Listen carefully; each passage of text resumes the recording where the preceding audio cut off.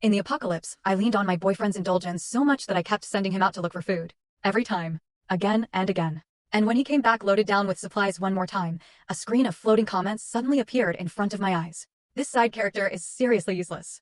Lazy, spoiled, and dumb.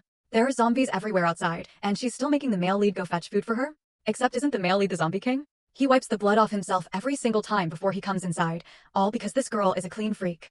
The female lead is the only one whose psychic ability can tame the zombie king. As for the male lead and this side character, they end up as crippled zombies rotting in a sewer.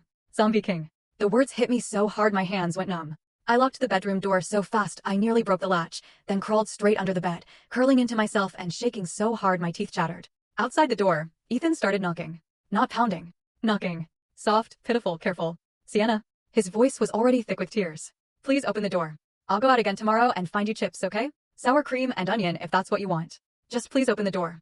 I covered my ears, but the floating comments kept scrolling anyway. She locked him out because he didn't find her chips. I'm dead.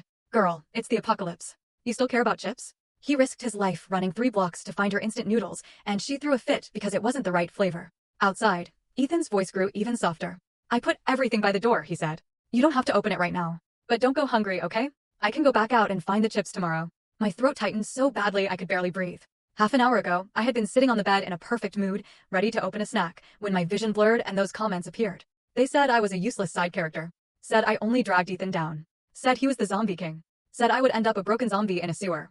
I stared at those words for so long my scalp went cold. 6 months earlier, the world had begun ending in small ways.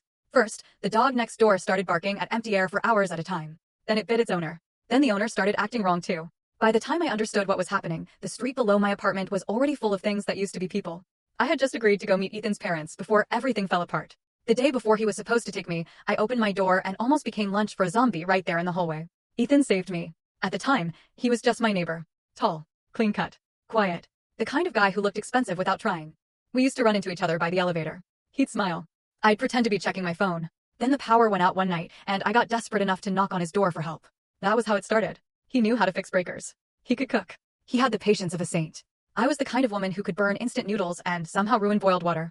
He fed me for months before he finally confessed. Sienna, he'd said, standing in his kitchen with his ears red, what if I cooked for you every day for the rest of my life? At the time, it had felt like the most romantic thing anyone had ever said to me. Then the world ended.